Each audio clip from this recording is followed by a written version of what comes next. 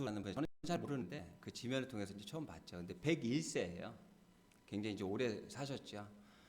연륜도 있으시고 경험도 많으시니까 아마 물어봤던 것 같아요.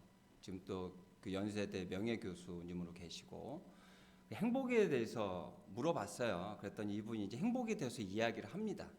근데 두 가지를 이야기를 합니다. 만족하는 게 이제 두 가지가 있는데 물질적인 가치를 통해서 만족할 수가 있고요. 정신적인 가치를 통해서 만족할 수가 있는데 그 행복은 정신적인 만족으로는 가질 수 없대요. 왜 그러냐면 아무리 채워줘도 항상 배고프답니다. 그래서 물질적인 가치로는 만족할 수가 없대요. 정신적인 가치로 채워지게 될 때 만족을 누리고 행복을 누릴 수 있다라고 이야기를 하죠. 그리고 그 결과적인 그러면 어떻게 하면 되겠느냐라는 이야기를 했을 때 이렇게 이야기하시더라고요. 이기적인 삶은 안 된다. 배려하고 돕는 그런 사람이 돼서 인격의 그릇을 이렇게 넓히면 그 그릇에 행복이 가득하게 될 거다. 이렇게 얘기하시는 그런 내용들이었어요. 그래서 제가 이제 무슨 얘기를 하고 싶으냐면 이렇게 세상을 살아가는 사람들도 정신적인 가치, 영적인 부분들을 굉장히 중요시합니다. 오늘 우리가 읽었던 이 다니엘서는 묵시 문학으로 구분이 돼요. 분류가 돼요. 그 에스겔 이런 책들이 묵시 문학으로 구분이 되는데요. 이 묵시 문학은 보면 이해가 잘 안 되는 그런 부분들이 있어요. 그 공상 영화에 나올 법한 그런 모습들이 있습니다. 그래서 이 묵시 문학을 볼 때는 우리가 더 집중해서 말씀에 집중해서 말씀을 봐야 하고요. 그다음에 영의 눈을 활짝 열어서 봐야 하나님의 뜻이 보입니다. 오늘 여러분 영의 눈을 활짝 열어서 하나님을 보시기 바랍니다. 하나님께서 주시는 그 말씀을 여러분들 마음속에 가득 채우시기 바랍니다. 오늘 읽지는 않았지만 1절, 2절 제가 한번 쭉 읽어보도록 하겠습니다. 유다왕 여호와김이 다스린 지 3년이 되는 해 바벨론 왕 느부갓셀러 왕이 예루살렘에 이르러 성을 에워쌌더니 주께서 유다왕 여호와김과 하나님의 전 그릇 얼마를 그의 손에 넘기심에 그가 그것을 가지고 신할 땅 자기 신들의 신전에 가져다가 그 신들의 보물 창고에 두었더라. 이때가 연도로 따지면 예수님 오시기 전에 AD 한 604년, 605년 정도가 된 거예요. 그때 이 바빌론이란 이 왕국이 굉장히 큰 나라였거든요. 큰 나라여가지고 그 이스라엘을 친 거죠. 그래서 완전히 점령을 하지 않고 그곳에 있는 사람들을 포로로 잡아가고 또 하나님 전에 있는 그릇들을 가지고 갔어요. 근데 이런 일들이 왜 벌어졌을까요? 이유가 있겠지요. 이스라엘 이 백성들이 영적인 부분들, 영적인 눈이 열려 있었다면 하나님이 주시는 이 신호를, 이 시그널을 잘 받았을 거예요. 그런데 결국은 그 신호를 제대로 받지 못합니다. 그리고 한 20년 후에 완전히 이 바벨론을 통해서 전멸당하게 돼요. 그리고 더 많은 포로가 잡혀가게 되죠.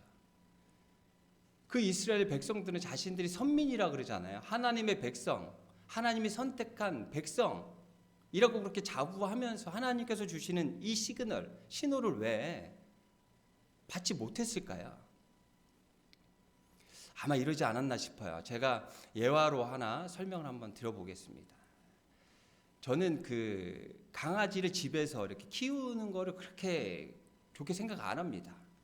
저는 왜 그러냐면 어렸을 때 걔는 밖에서 키워봤기 때문에 걔는 밖에서 키우는 거야 라고 그렇게 생각을 해서 그런지도 모르겠어요. 그런 이유도 하나 있고요. 또 하나는 사람이 가지고 있는 에너지는 한정적입니다. 근데 그 에너지를 사람에게 써야지 개에게 쓰면 너무 그 에너지가 아깝지 않나 이런 생각이 들어서 그렇게 생각을 해요. 그래서 어떤 때는 그 공원에 나가서 이렇게 막 산책하다가 개가 걸리적거리면 좀 약간 좀 그런 막 좋은 마음이 막 들지는 않습니다. 막 그 이뻐서 막 이렇게 다가가가지고 막 이뻐하고 막 그런 분들이 있으시잖아요. 근데 저는 이렇게 막 걸리적거리면 별로 좋아하지 않습니다. 그랬던 제가 운명적으로 개를 한 마리 만나게 되죠. 어떤 개냐면 제 그 큰아들 여자친구의 개예요. 그래서 그 여자친구가 이제 저희 아들이 요즘에 이제 공부를 하다 보니까 밖에 나가지 않잖아요. 그러니까 집으로 이제 놀러를 옵니다. 집에 놀러를 올 때 그 강아지를 데리고 오는데 그 강아지 이름이 콩순이에요. 콩순이. 그 콩순이가 이제 나이가 많아요. 나이가 이제 게으르치면 할머니래요. 저는 잘 모르겠는데 13살이에요. 13살. 걔 나이로. 그래서 오면 아주 한 번도 짖지도 않고 다소곳하게 있습니다. 근데 제가 먼저 번에도 말씀드렸던 것처럼 제가 요즘에 요리를 하잖아요. 그래서 특히 여자친구가 오면 제가 맛있는 걸 해주려고 제가 싱크대 앞에 이렇게 서 있습니다. 그래서 계속해서 요리를 이렇게 하죠. 그리고 콩순이가 와가지고 있잖아요. 딴 데 안 가고요. 제 옆에 와갖고 저를 하염없이 바라봅니다. 올 때마다 제가 음식을 해줬거든요. 그때마다 콩순이가 저를 하염없이 바라봐요. 그러니까 그 여자친구가 뭐라 그러냐면 저희 집 아버지가 아무리 부르고 사정을 해도 가지도 않고 쳐다도 안 보는데 왜 아버지를 좋아하는 것 같아요. 저한테 그러더라고요. 저는 믿었죠. 야, 얘가 나를 좋아하는구나. 내가 역시 사람한테도 인기 있지만 걔한테도 인기가 있네. 이런 생각을 이제 한 거죠. 그래서 올 때마다 제가 이제 막 요리를 하고 있으니까 올 때마다 저를 바라봅니다. 인택 바라기예요, 완전히. 저만 바라보고 있어요. 그러다가 제가 요즘에 이제 일을 이렇게 좀 이렇게 하다 보니 지금 힘이 들어서 이제 친구와도 여자친구와도 제가 이제 음식을 안 하고 이제 아내가 음식을 하게 됐어요. 그래서 저는 이제 식탁에 앉아 있었죠. 당연히 저한테 이제 올 줄 알았던 그 콩순이가 저한테 안 옵니다. 아무리 애타게 불러도 오질 않아요.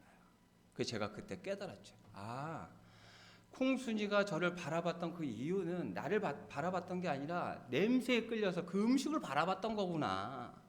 나한테 관심이 있었던 게 아니고 내가 만들던 음식에 관심이 있었구나 라는 걸 깨달았죠. 안타깝긴 하지만 그게 현실이었어요. 근데 이스라엘 백성들의 현실의 모습이 그게 아닌가 싶어요. 자신들은 하나님의 백성, 선택받은 그런 선민이라고 이야기하면서 하나님을 바라본다고 한다면서 자신들의 욕심을 채우는 하나님을 수단으로 여겼던 건 아닐까라는 생각을 해봅니다. 이렇게 하나님께서 시그널을 주는데도, 신호를 주는데도 불구하고 깨닫지 못했던 그 이유는 하나님을 영적으로 제대로 바라보지 못한 그 이유가 있지 않나 하는 그런 생각을 해봅니다. 여러분, 20년 후에 멸망해버리는 이 이스라엘, 이 시대의 이 상황을 보면은요, 어떤 상황이냐면 그때 아수르가 있고요, 큰 나라들이, 강대국들이 아수르, 이집트, 애굽이죠, 그리고 바빌론 이렇게 있습니다. 그 중간에 껴있는 이스라엘. 이 이스라엘은 살아남기 위해서 어떻게 하냐면 강대국들에게 빌붙어요. 쉽게 이야기하면. 바벨론이 위협을 하니까 이집트에다가 구걸하게 되고 그런 식으로 연명해 갑니다. 하나님이 계시는데도 불구하고 하나님을 잊어버리고요. 그 위험 앞에서, 그 어려움 앞에서 하나님이 아닌 강대국을 의지해요. 결국에 멸망하게 된다니까요. 이들의 모습이 아무것도 같지 않습니까? 어두운, 아무것도 칠흑같이 보이지 않는 그런 시대의 모습이라고 느껴지지 않으세요? 근데 그때 한 줄기 빛이 어떤 빛이었냐면 다니엘과 세 친구, 그 친구들이 한 줄기 빛이 된 거예요. 여러분, 사사기 아시죠? 이런 말 나오잖아요. 왕이 없어 자기 소견대로 살았대요. 하나님이 계시는데도 불구하고 자기 소견대로 살았대요. 어떤 상황이었겠습니까? 엉망이었죠. 죄악이 가득한 그런 곳이었죠. 근데 그때 한 줄기 빛이 있었습니다. 룻기 아시죠? 룻기 마지막 장에 보면 계보가 나와요. 그 계보에 누구의 아들은 누구와 누구의 아들은 누구, 제일 마지막에 누가 나옵니까? 다윗이 나옵니다. 다윗이 한 줄기 빛이었어요. 지금 다니엘과 세 친구가 한 줄기 빛으로 나타난 거예요. 보여주고 있는 거예요. 여러분, 아, 그랬나 보구나. 다윗이 그랬지, 다니엘이 그랬지로 끝나면 안 돼요. 요즘 어떻습니까? 코로나 때문에 전국이 혼란스러운 이때 방역을 잘 지켜야 되는 이 상황에서 교회는 욕을 먹고 있어요. 지도에서 더 좋은 길로 이끌어가야 될 교회가 그렇지 못하고 있습니다. 이런 어두운 시기에 여러분 한 사람 한 사람이 빛이 돼야 돼요. 근데 보세요, 여러분. 아까 전에 제가 2절 읽을 때 신할 땅이라고 그랬잖아요. 신할 땅은 어떤 땅입니까? 기억나세요, 여러분? 신할 평지. 창세기 11장에 보면 바벨탑이 그 신할 평지에서 만들어졌어요. 죄악이 가득한 곳, 이 바벨론이라는 곳이 그런 곳이에요. 그곳에 지금 다니엘이 포로로 잡혀가 있는 거예요. 그곳에서 한 줄기 빛으로 그 빛을 발하고 있는 거예요. 근데 보면은 이 바빌론이라는 이 나라도 있잖아요. 포로들을 데리고 와서 교육을 시키는데 영적으로 교육을 시킵니다. 보세요. 그 이름을 먼저 바꿔요. 다니엘이라는 이름은 있잖아요. 하나님은 나의 재판관이시다라는 뜻이에요. 근데 이름을 바꿉니다. 보세요. 7절에 보면 다니엘은 메드사살이라 하고 하나냐는 사드락이라 하고 미사엘은 메삭이라 하고 아사라는 아벳누고라 하였더라. 이 벨드사살이라는 이 말은 있잖아요. 벨이 그의 삶을 보호한다. 벨은 뭐냐면 마르둑이라고 그들의 신이에요.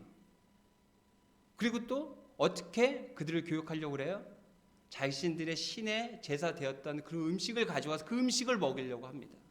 그들도 영적으로 이들을 교육시키려고 그래요. 그때 포로였던 다니엘과 그 세 친구는 이야기합니다.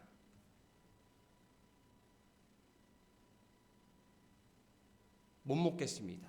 제사 지낸 이 제물은 못 먹겠고 채소를 먹겠습니다. 라고 이야기를 하죠.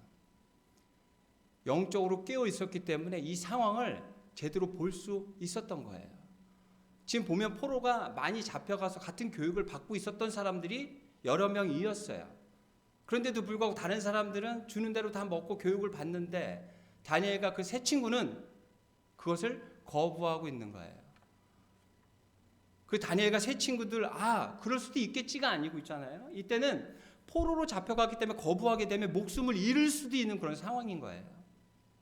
굉장히 힘들고 어려운 상황에서 결단을 한 거죠.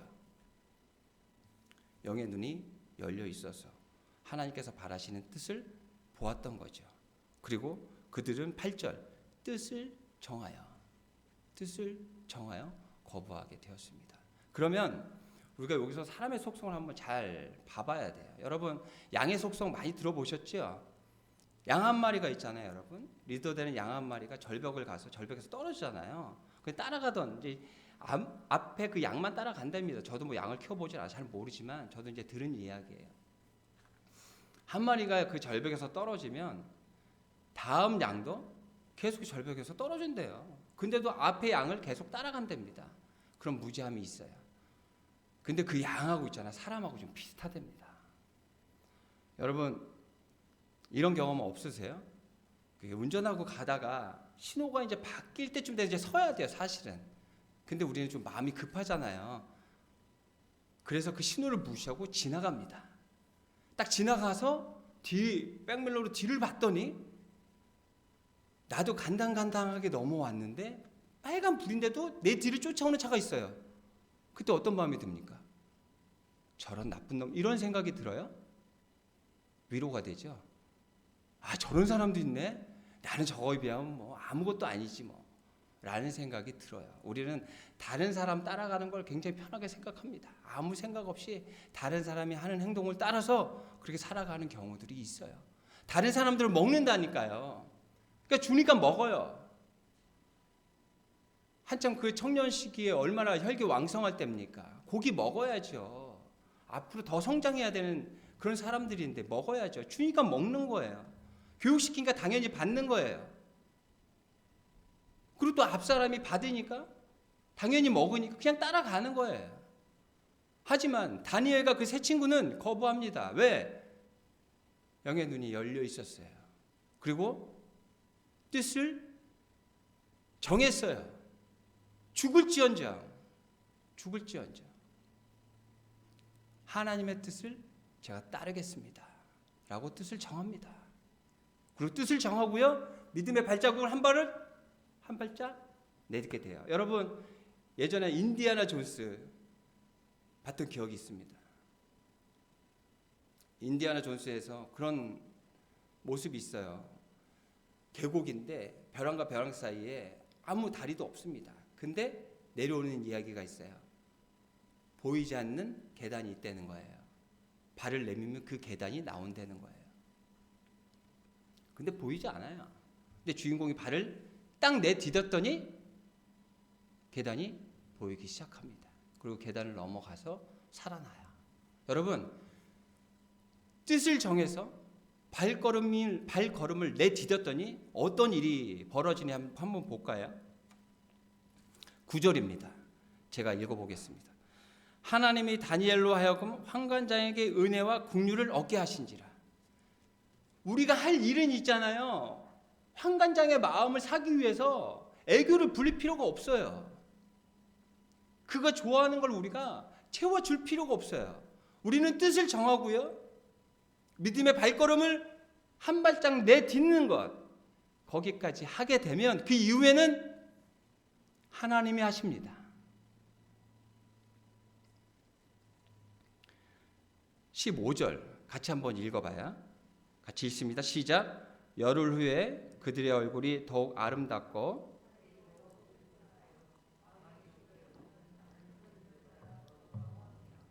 이거 보세요, 여러분.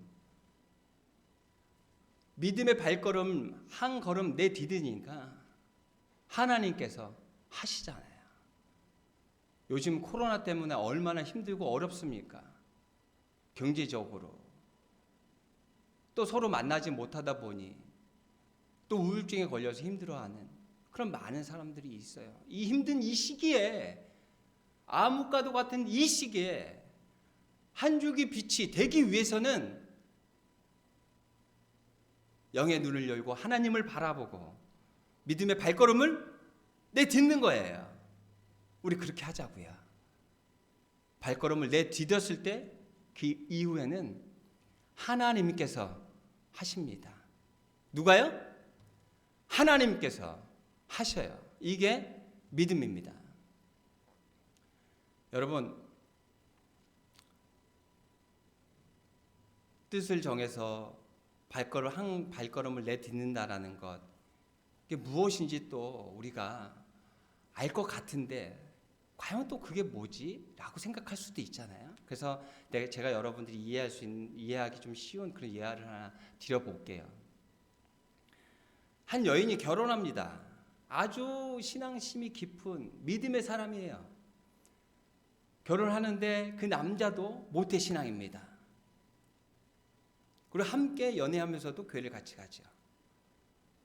그래서 이 여인은 경제력이 있는지 없는지, 외모가 출중한지 출중하지 않은지 보다 그 믿음을 보고 신앙을 보고 결혼을 합니다. 결혼을 하는데 주일은 교회를 가죠. 근데 이 남편이 사업을 해요. 그래서 돈을 많이 법니다. 근데 이 남편이 술을 좋아해요. 그래서 저녁마다 늦게 들어옵니다. 새벽에 들어옵니다. 항상 매일 술을 먹고 들어와요. 그렇지만 돈은 많이 갖다 줍니다. 그런데 이 여인은 삶이 지옥과도 같은 거예요. 돈이 문제가 아니라.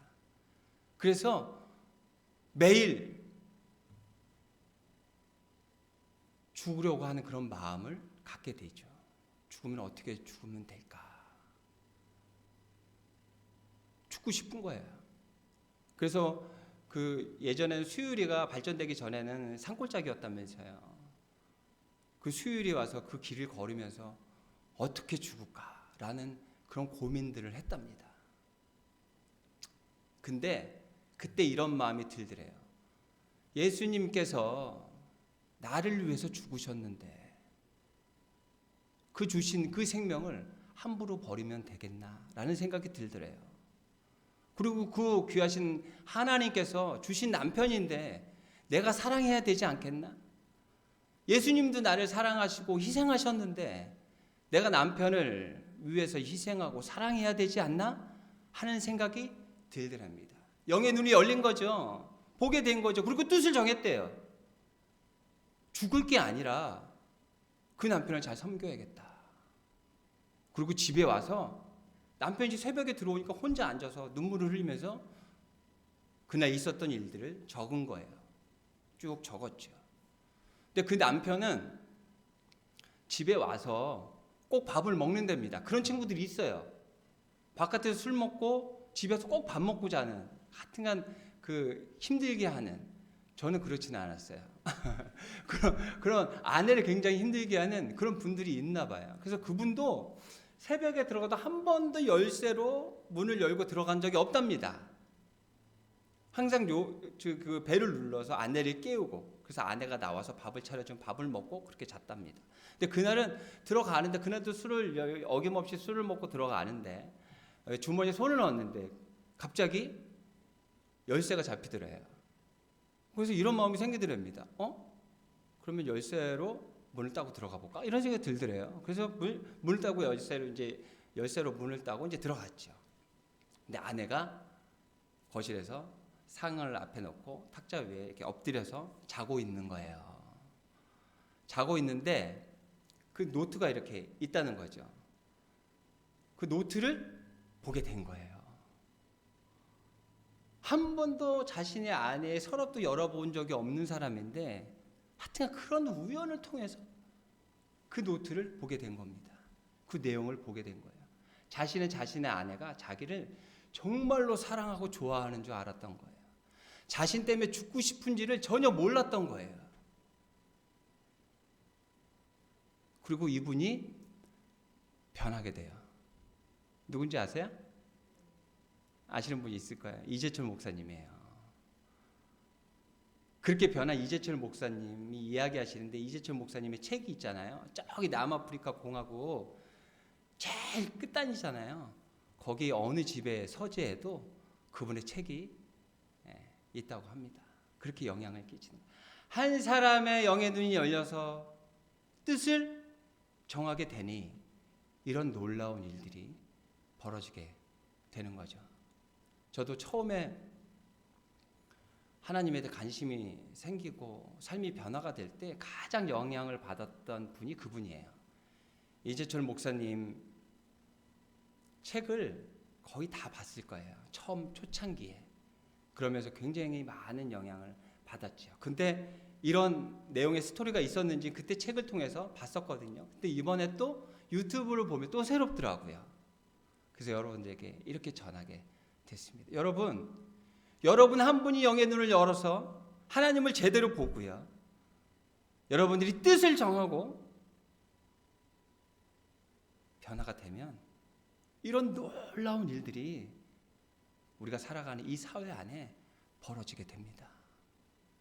내가 그 주인공이 돼야 돼요. 여러분, 성경 안에 많은 주인공들이 나오죠.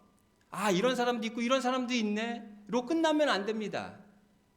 내가 이 성경의 주인공처럼 나오는 그 인물처럼 살아내야 하는 거예요. 특히 다니엘은요, 무음하다고 그럴까요? 진짜 흠이 없는 사람이에요. 다윗같이 그렇게 훌륭한 사람도 죄를 짓잖아요. 회개했지만. 근데 다니엘은 항상 변함이 없습니다. 그 다니엘을 우리는 닮아가야겠고요.